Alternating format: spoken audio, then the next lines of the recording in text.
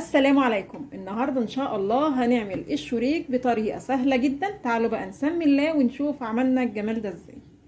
معايا هنا كيلو دقيق، هضيف عليه رشة ملح بسيطة، هضيف نص كوباية سكر علشان الشريك بيبقى العجينة بتاعته شوية طعمها مسكر، باكو خميرة فورية، معلقة كبيرة بيكنج باودر او كيس بيكنج باودر، وقلب المكونات كده مع بعض. وبعدين نشبع الدقيق بنص كوباية سمنة. هي السمنة انا مسيحاها بس، لكن هي ولا سخنة ولا اي حاجة. وبعدين هلم الدقيق بقى بلبن يكون دافي،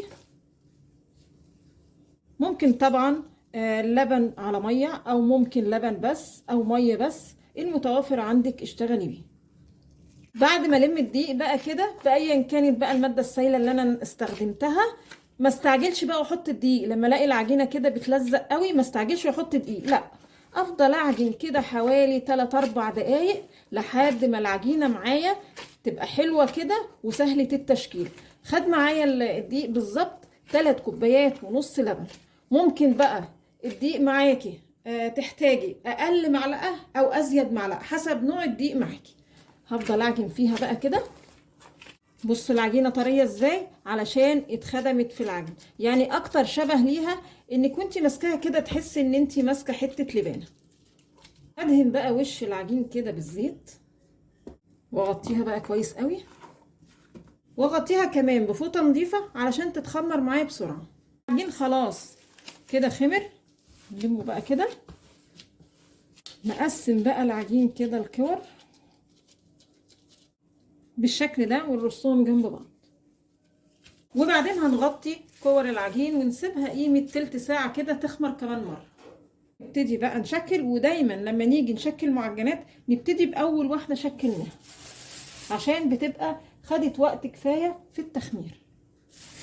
هنبطط الأول كده كرة العجين على قد ما نقدر، نخليها كده سمكها رفيع، وبعدين نبرمها كده، نفضل نبرمها كده بالشكل ده. هنلفها بقى حوالين نفسها كده، بصوا كده بالشكل ده. وعشان ما تتفكش اخر طرف العجينة نحطها كده اهي، نحاول نلحمها كده ببعضها وما نضغطش عليها، نخليها بالشكل ده ونرصها كده في صينية مدهونة زيت او مفروشة ورق زبدة. عبال ما شكلت كل كمية الشريك، اول صينية معانا بصوا الشريك كده خمر.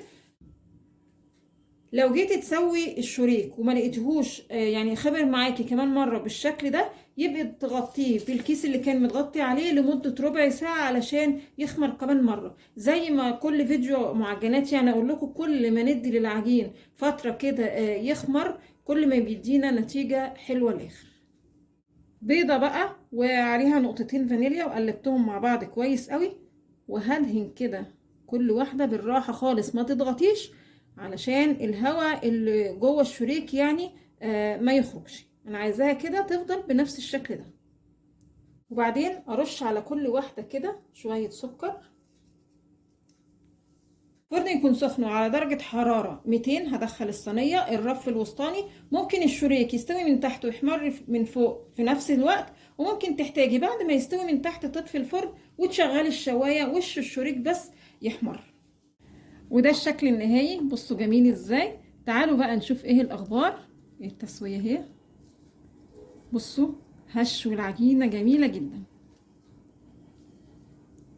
يا رب النهارده فيديو الشريك يكون عجبكم، وانتظرونا ان شاء الله بفيديو جديد، وما تنسوش الاشتراك في القناه.